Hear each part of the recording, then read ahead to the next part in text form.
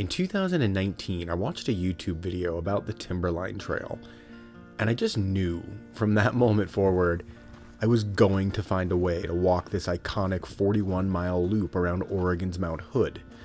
So, in September of 2022, I drove through wildfire and fog to meet a person I had only interacted with on social media. We met in person for the first time at the trailhead, and together we embarked on this absolutely epic 3-day and 2-night backpacking trip.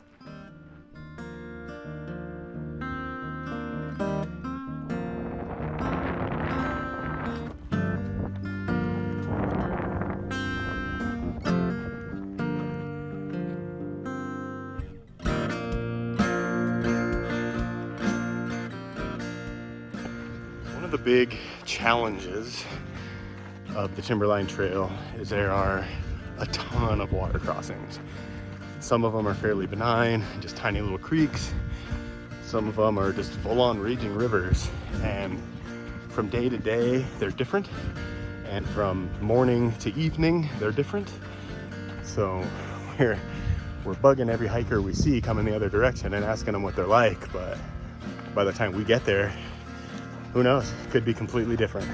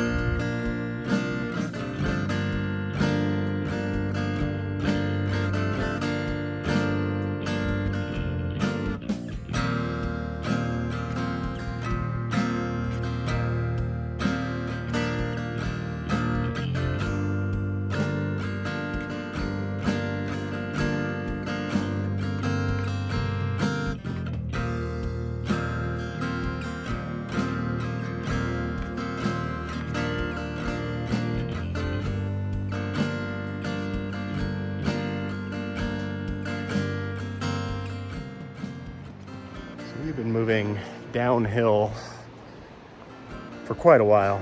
It's pretty steep, sandy switchbacks getting down towards this creek. And looking across the other side, we are going to regain all that elevation that we have lost over the last, 45 minutes. And I think that's just kind of what the Timberline Trail is. You just climb down a ravine, climb up a ravine, climb down a ravine, climb up a ravine. So it's going to be a recurring theme I think you'll hear about quite a bit on this trip.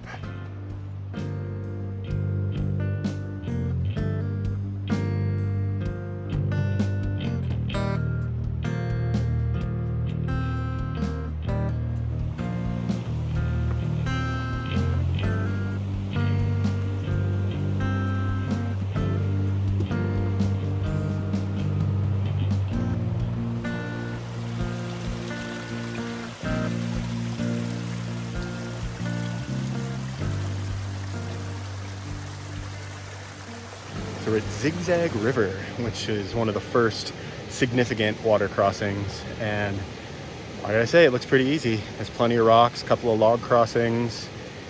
Don't think this one's going to be an issue, which is pretty exciting. I have a hang up about water crossings. They're not my favorite. I get really anxious, really nervous, really uncomfortable. So that was one of the things coming into this trip, that was one of the fears that I was really going to have to face. And I knew that going into it, and as I kind of prepared myself for the possibility of some difficult water crossings, it was kind of nice to get to the first one and be like, all right, this is going to be easy.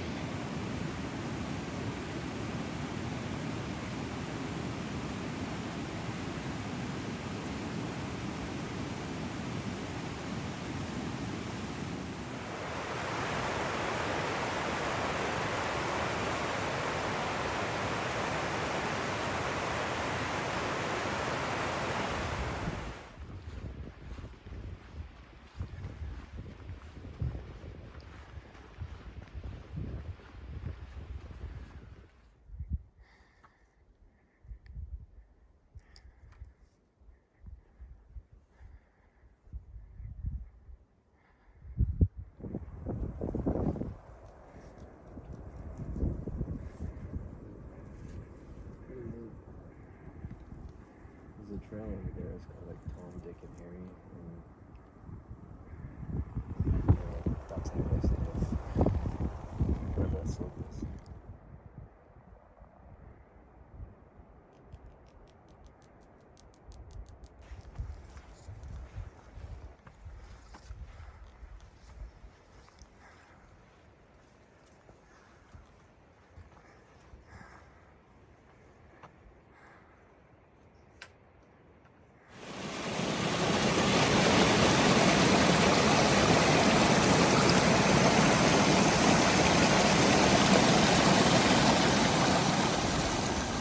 Every time we come around another turn, like I dip down into a ravine, drop down, hear running water, we know we're kind of in for a treat and get to see another side of Mount Hood.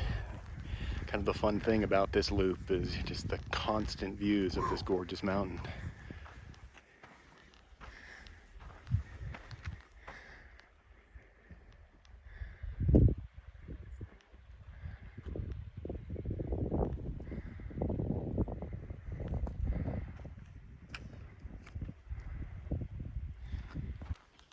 And looking out this way, we can see Mount St. Helens and what I believe is Mount Rainier. I could be wrong about that, but I'm pretty positive that's Mount Rainier. Oh my gosh, cannot argue with these views. Absolutely stunning.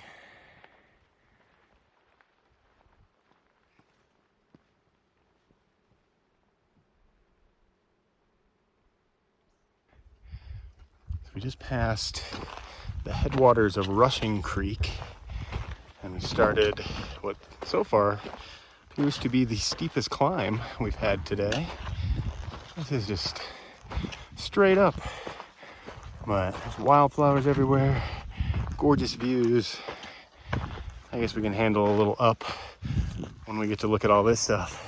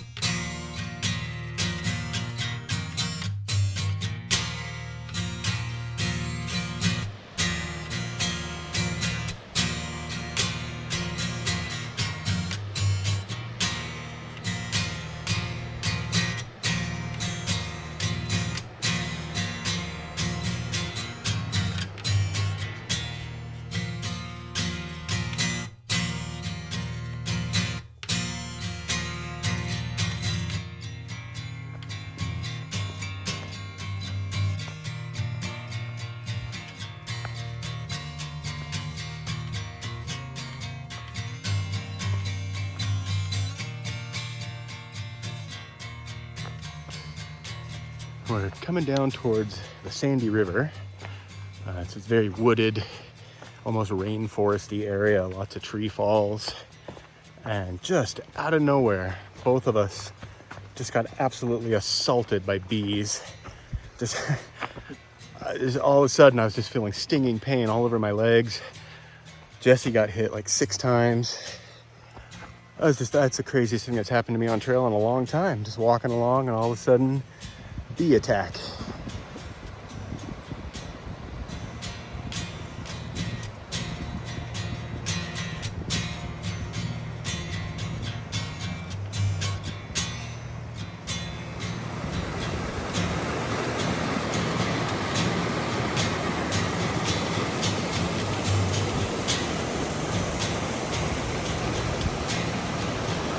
We made it to the aptly named Sandy River crossing, and it looks like we've gotten lucky again. There's a couple of logs, looks like a fairly easy crossing. So 2 for 2 so far. Hopefully our luck holds out for the whole weekend.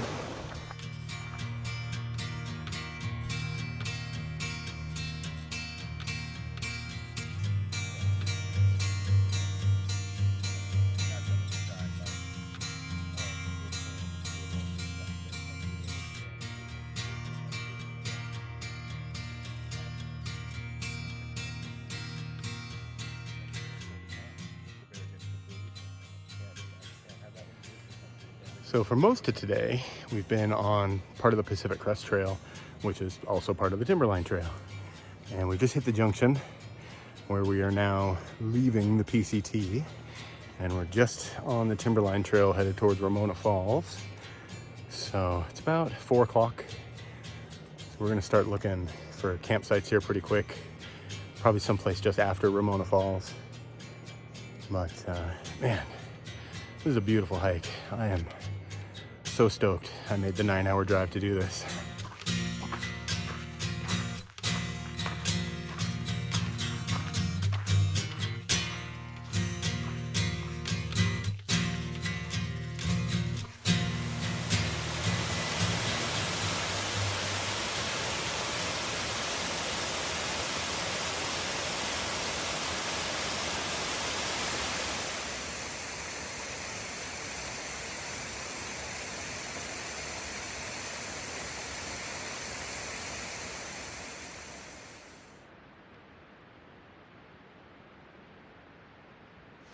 In 2020, there was a huge storm that ripped through this area and just tore down a ton of trees.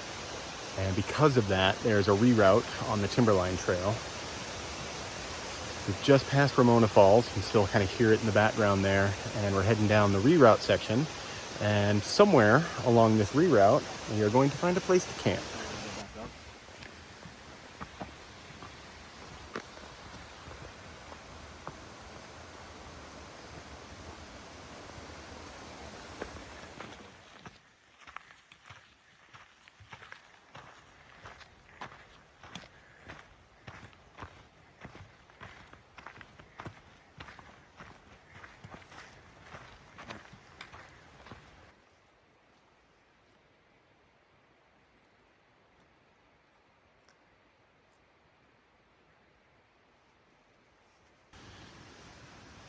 Well, we finally found a campsite.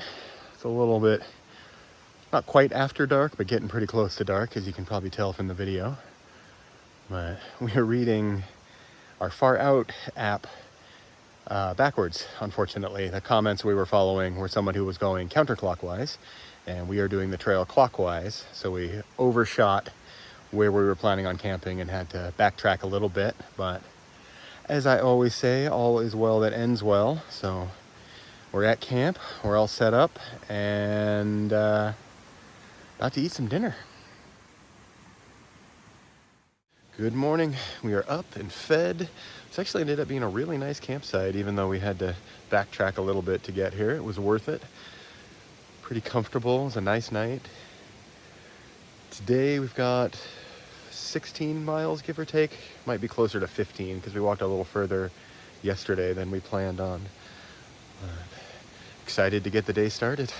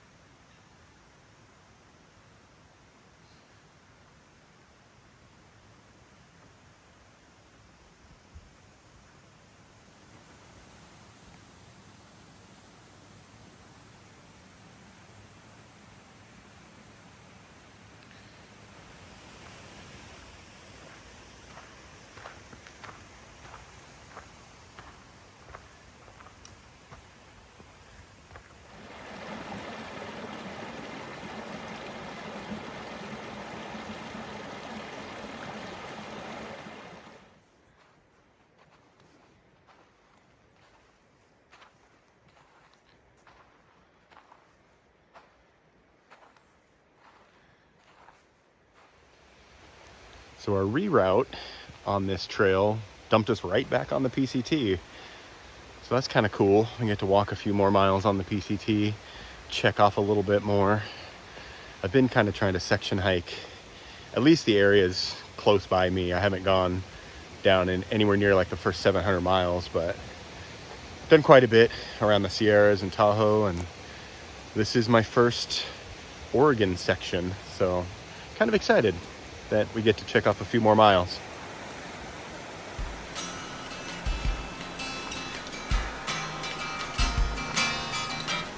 We just crossed Muddy Fork, a little tributary, I think.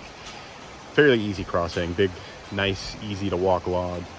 But something that has been a consistent issue for me in my hiking career is I get like vertigo going over moving water. So even though it was an easy crossing with a very wide log and very little chance of slipping off, still made me a little anxious. There was definitely some vertigo happening just with the rushing water underneath my feet.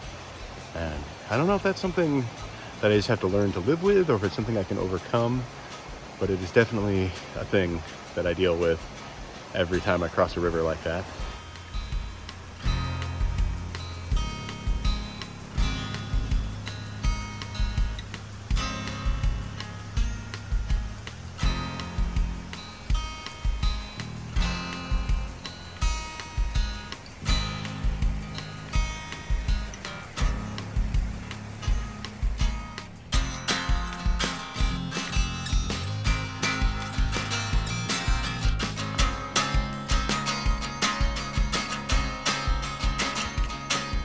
The past, I don't know, hour or so, I've just been moving up these super steep switchbacks. And every now and again, you'll see a little flat spot and you're like, okay, we're at the top. And we're not. It just keeps going up and up and up and up. And not gradually. This is steep.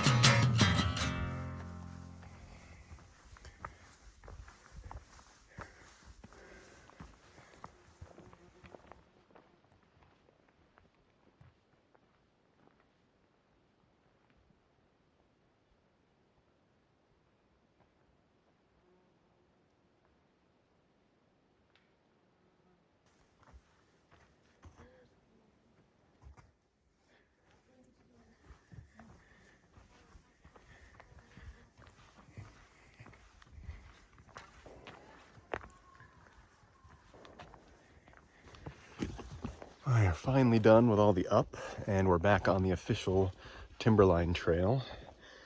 We stopped at a trailhead to have some snacks and a little bit of water, and holy cow, it was a busy trailhead. There must have been 5 or 6 groups of day hikers that came up just in the short time we were sitting there. So kind of nice to be alone again.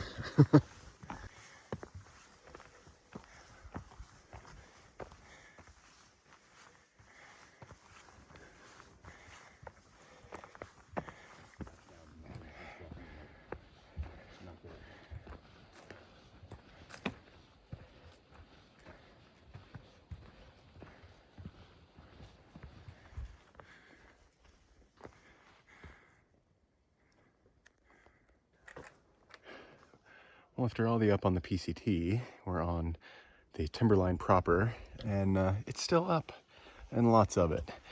So we're heading up towards McNeil now, and expect some pretty amazing views up there.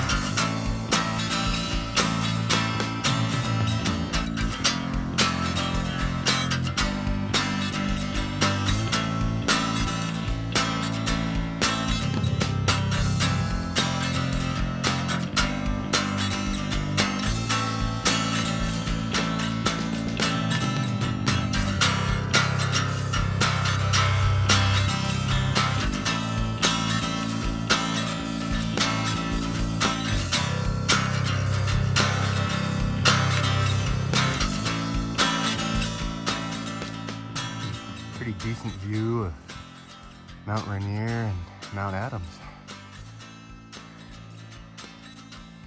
Mount St. Helens is back there somewhere.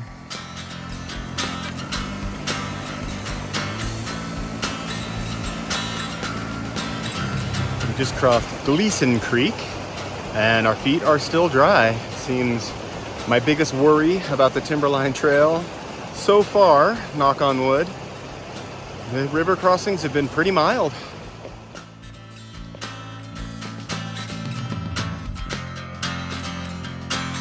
Absolutely massive burn scar. Holy cow. This is just wild.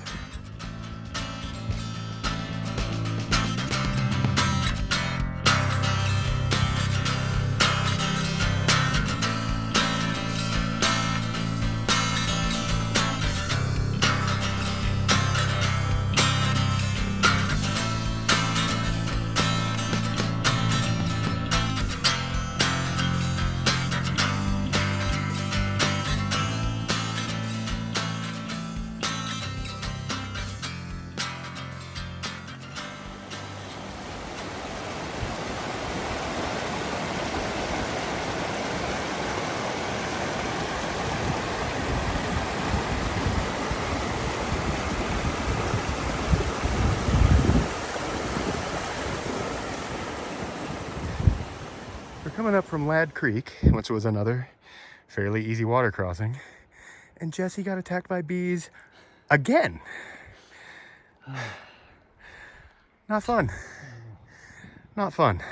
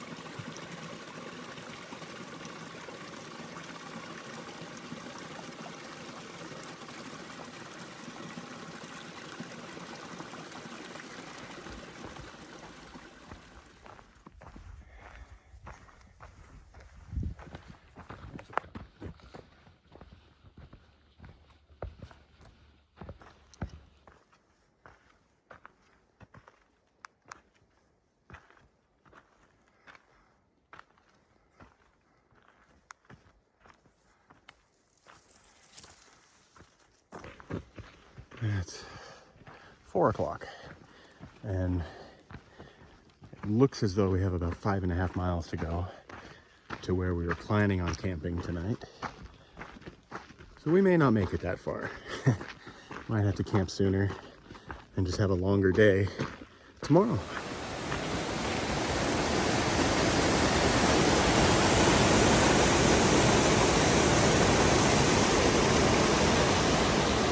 We just crossed the Coe Branch, and it was easily the gnarliest water crossing we've had so far. We made it with our feet dry. There was a couple of good spots to cross with logs and rocks and stuff like that, but boy, it was moving fast, and it was kind of scary.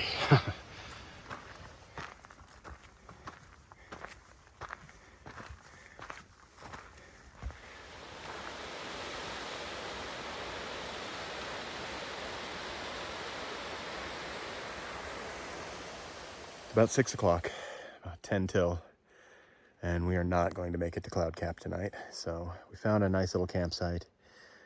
There isn't nearby water, so we're gonna have to backtrack a little bit and do a water haul. But got 2 flat tent pads and a gorgeous view, so this'll do.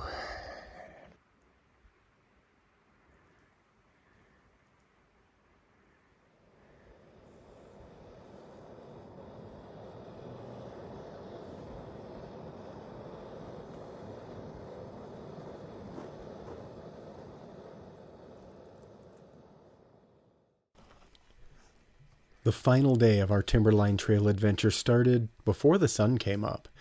We were about 2 miles from Cloud Cap, which was our intended goal to end day 2. So now our last day on trail was also going to be the longest mileage day on trail.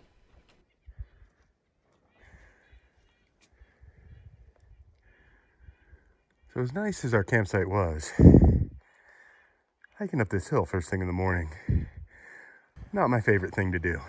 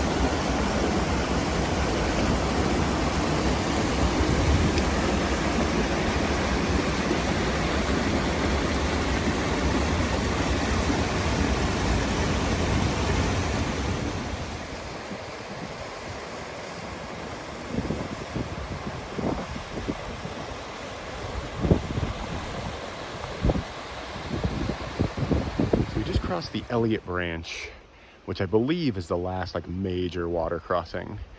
It was not that bad. The crossing itself was actually pretty easy. Getting down to it and getting out from it back onto the trail was pretty spicy, but the water crossing itself was fine. Wasn't really that hard.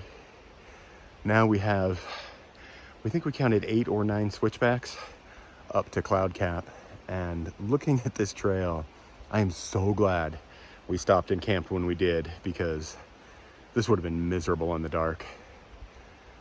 It's nice to know you made the right call.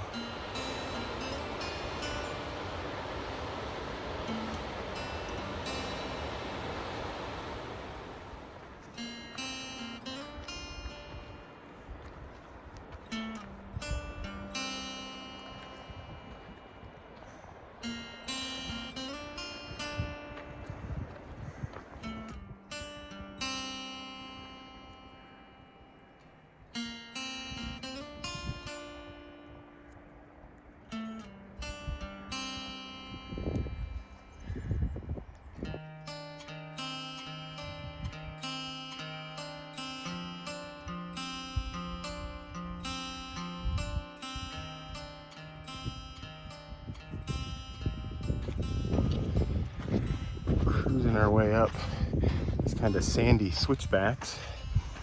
Timberline Trail is a geographical anomaly. It's a loop made almost entirely of uphill sections.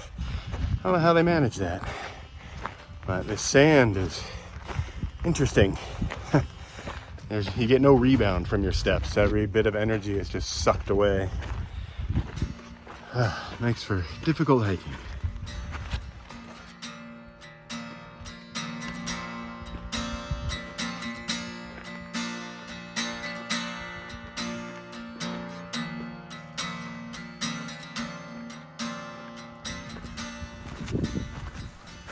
The trail on the north face of Mount Hood feels desperately remote.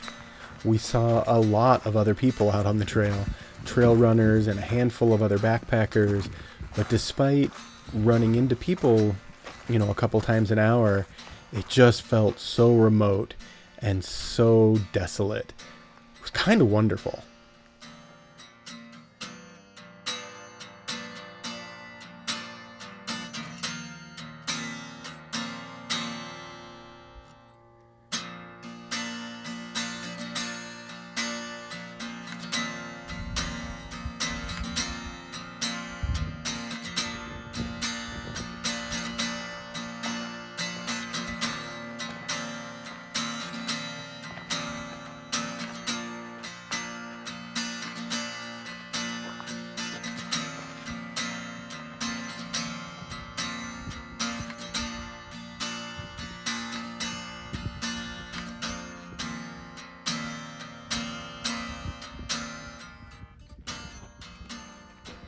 Even though Jesse and I had only met for the first time in person at the trailhead, it never felt like we were strangers. The entire trip, it just felt like I was hiking with my friend. And I think that's a pretty magical thing about backpacking. Having this one thing in common, this one passion in common, can really bring people together, even people who don't know each other that well.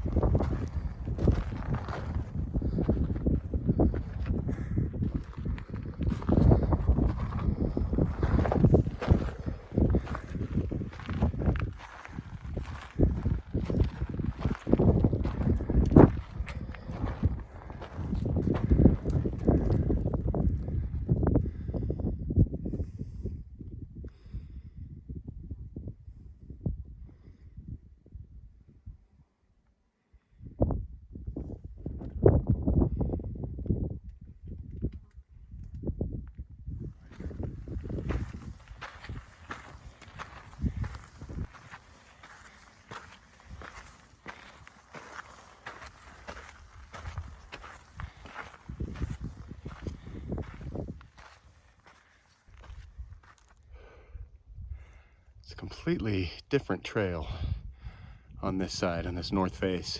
The trees are all gone, just huge boulder fields and super exposed, no shade, very little water. Very, very different experience for our last day.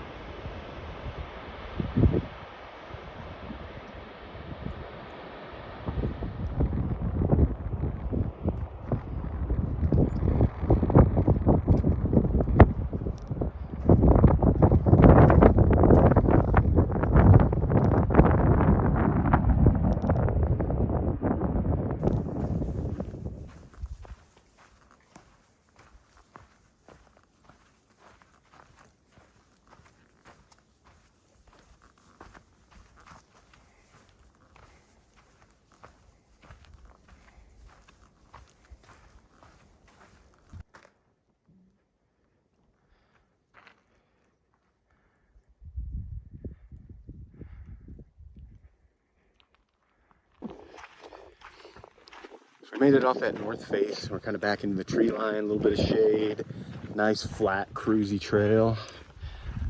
Not bad. I'm going to enjoy it while it lasts, because I know there's some more pretty significant down and some pretty significant up to come.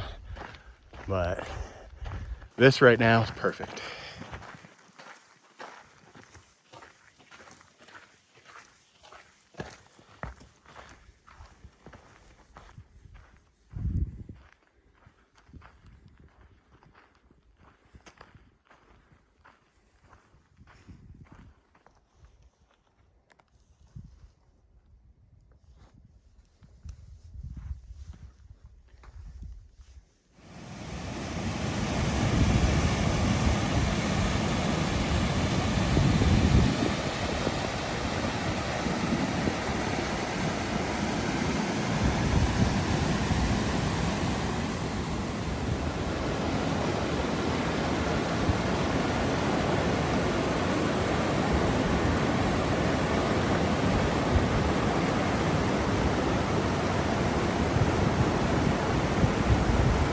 All right, well, I was wrong.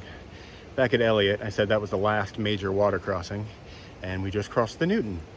And looking at the map, there are at least 2 more. So wishful thinking, a little bit of wrong map reading, but either way, Newton wasn't terrible. It was probably the longest one that we've done so far, but I felt pretty comfortable. How are you feeling, Jesse? Pretty comfortable. It definitely was longer than the other ones, but not any sketchier. Yeah. Maybe the climb out.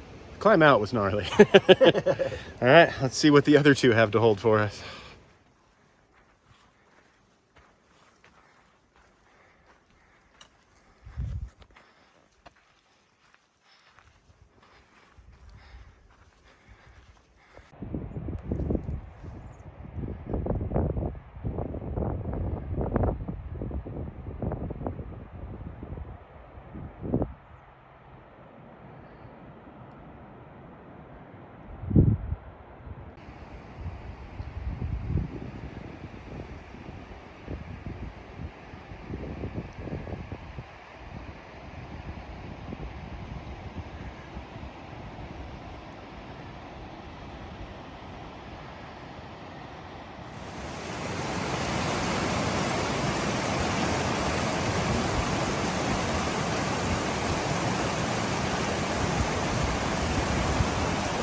We just crossed Clark Creek, and that was probably the most stressful one. I don't think it was very difficult, but it's moving really, really fast, and it kind of gives the illusion of being difficult. So far, we have a perfect record. Our feet are completely dry.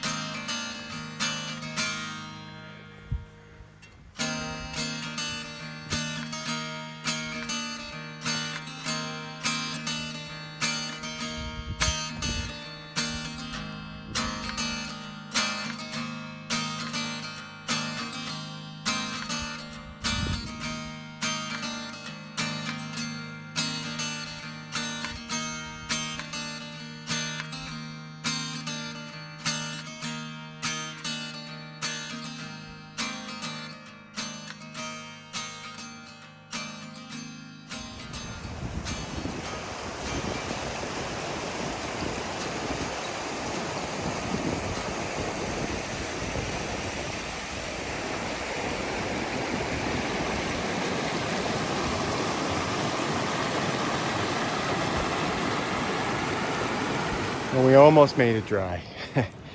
White's River got us, so we get to walk the last 2 miles with squishy socks.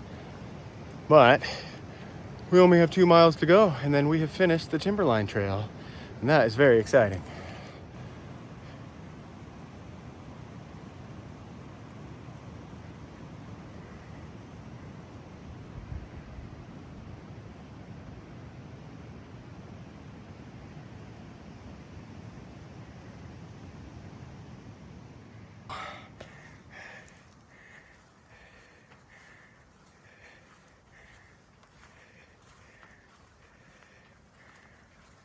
The final stretch from White's River up to the Timberline Lodge was just an absolutely brutal uphill slog through super deep volcanic sand. Our breathing was labored, our muscles were screaming, our bodies were absolutely exhausted. But we were so excited to see this journey come to a close. We had hiked the Timberline Trail, and along the way we built a lasting friendship. What more can you ask from a backpacking trip?